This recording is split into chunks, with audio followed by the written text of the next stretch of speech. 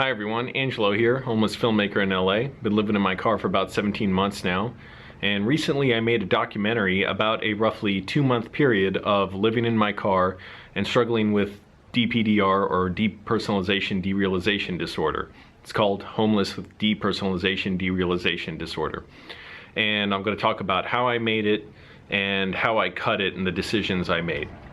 So I got the impulse to make it because I just wanted to tell this story, and I was frustrated with making videos, and I was still struggling, and I still am, although it's getting better, with my dissociative disorder, which basically cuts me off from my own feelings, my own body, and from reality a lot of times. And it can just make it hard to process reality, and it can also be very painful.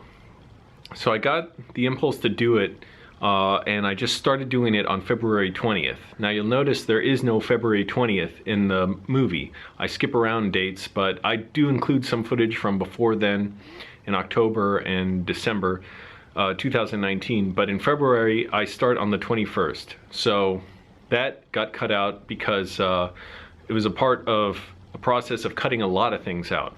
So I shot for about 7 weeks.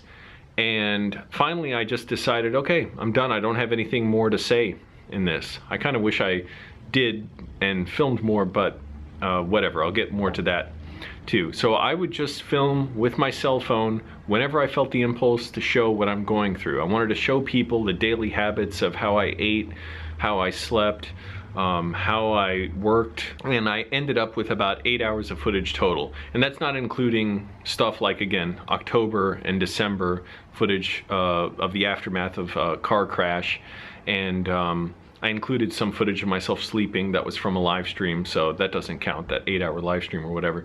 But about 8 hours of footage, and after I finished filming on, I think, April 8th, I didn't touch the footage for a while. I was able to have it all on my phone. I have a huge hard drive on my cell phone, a Samsung Galaxy S10e, I believe.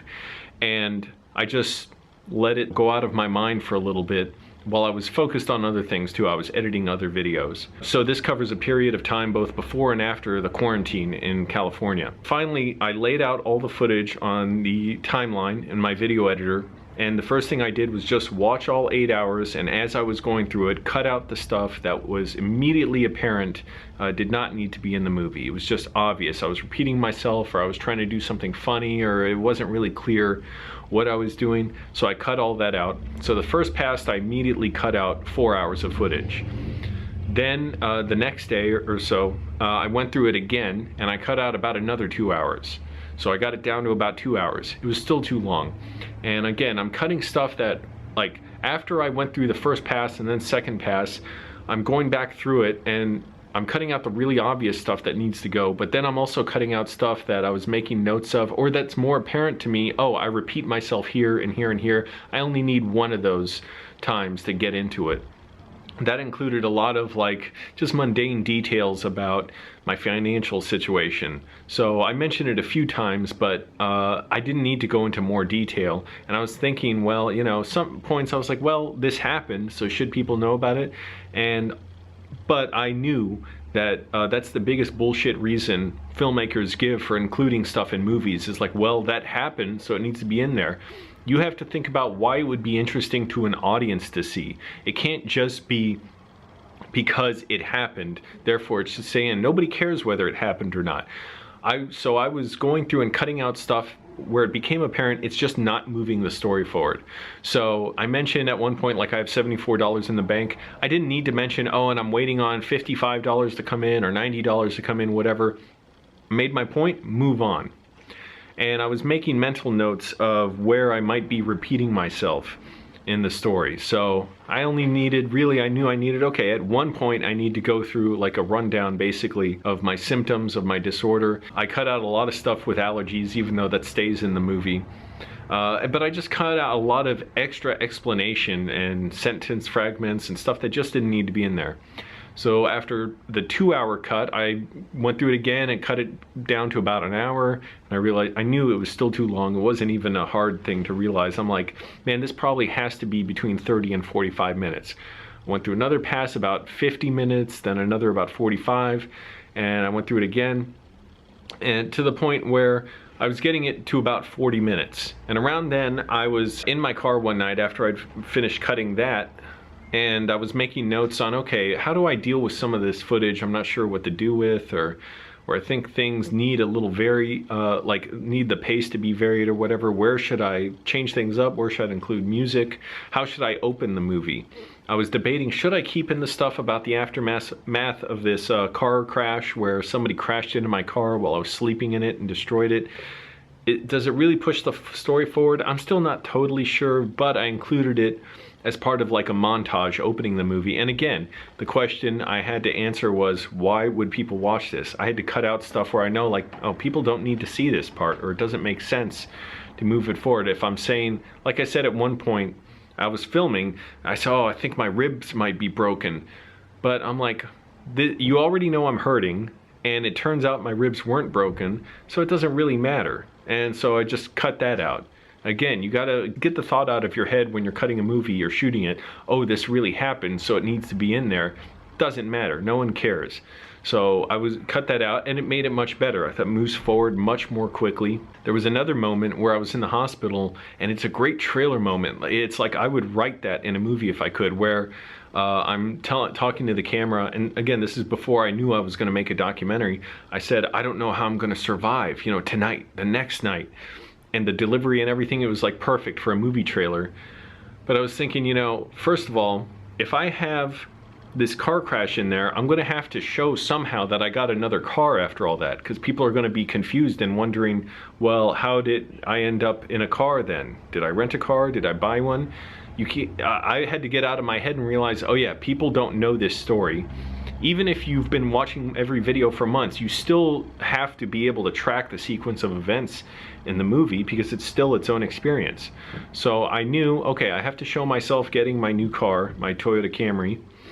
But if I'm going to include the thing about I don't know if I'll survive, I knew I had to get through that montage quickly. Then you see me a minute later getting that Toyota Camry.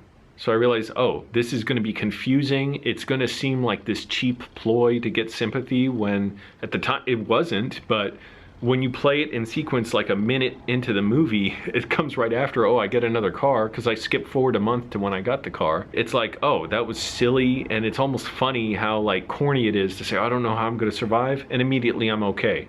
Even though, yeah, there was a month in there, I didn't know what I was going to do. I was a nervous wreck about buying a car. So again, doesn't move the story forward, doesn't matter how good it looks, how good it sounds, or how compelling it seems. When you take it by itself, it needed to go. So then I kept going through and, you know, questioning, do I repeat myself here or whatever, going through it, cutting it down, and realizing at certain moments, oh, it'd be good to break it up with these establishing shots, which I did film while shooting. And I did talk too much, I think, during shooting and talk too quickly. I needed to vary up the pace, but that's a lesson to include in the next documentary, I guess, if I make one. Another thing, so I got to talk about where I am and how I edited this movie. I'd been doing a lot of stuff at Sunspace, a performance venue in Los Angeles, coming every week. I love the shows here, Unusual Tuesdays. And the guy who runs it, Noel, happens to be one of my favorite YouTubers. I didn't know he was here the first time I came here. I'd been watching him for years as Steve Clymer, the guy with the 20-foot high backpack, and Stu Cranston, this kind of harebrained scientist who doesn't know anything. And I was watching his videos this one day, months ago, and then came to Sunspace to see a concert. And I saw Noel, I'm like, what, you're Stu Cranston's? And I was telling him what a big fan I was, and I happened to buy the book by Stu Cranston's that day on Amazon, which I knew like barely anyone bought because he didn't promote it much. This is just for fans who seek it out. And I couldn't believe it. It happened to be that day. So he gave me a copy of the book and signed it right there. Every week I'd come here after that and I'd tell him, hey, whenever you need a new video, let me know, because I'm a videographer and editor. And I would play videos here and do little, you know, talk about the videos a little bit or tell a few jokes. And I would do this for months, like, because he didn't put up a video on his channel for 4 years, but he has millions of views on his channel. I think they're hilarious. And I always wondered who this guy is. Anyways, when the quarantine came, the libraries closed down, I couldn't edit. He offered to let me edit here. I told him, you know, I was working on this, and also I'm working on a video for him that I've still been cutting for the last few weeks with him. And it's just taken a while because there are a lot of pieces. So anyways, I'm able to edit here at Sunspace. Whoa, bumped the camera. And so this is my setup. I got my computer here. As I was getting close to finishing the documentary, I rendered it out and I looked at it in the, high quality render. And of course you always realize things when you see it in higher quality, see things clearly that you need to cut out. I'm like, oh crap, that needs to go, that needs to go. So I made more changes and I went back several more times. You just need time. And I just wanted to get it out already. I was so impatient to get it out. I would be on the phone with my mom. I'm like, wait a minute, I just realized something else that needs to change. I'd cancel the render, cut out a few more things, add something else, whatever. Ended up getting it to around 38 minutes. Of course, I still have mixed feelings about, did it work, did it not? Because when I saw the premiere and I knew there's an audience there watching on YouTube, it shows you, how many people were watching. You immediately get a different feel of the energy when other people are there, and I'm getting a sense of what's going on in people's minds as it's playing. And even then I was thinking, oh, this isn't that good. It should be better. I don't know. I just view it as, I'm glad I did it because I learned a lot from it, and I want to do it again in a way, and even better. Every time, I finish working on a movie, it's always like that. It's like, well, what now?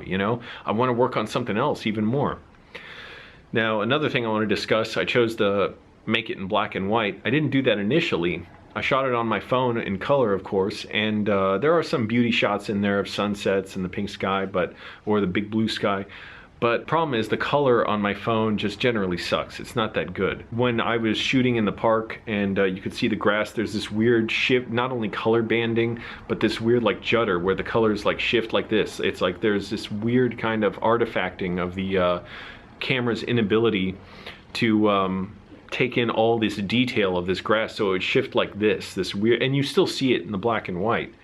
But with the black and white, all that is less noticeable. I just kind of like black and white better in a lot of ways. A lot of my favorite movies are in black and white. I think black and white in many ways is better than color. It's more dreamlike, and also it feels less dated. It feels more timeless. It's about the lines, and it lets you sort of be less distracted by other things. And also with the black and white, I was able to hide the problems with the color and with the camera by just saturating it so much, the contrast, and adjusting the color curves so that I could get really deep blacks in the picture and have a little bit more of a feeling of dynamic range.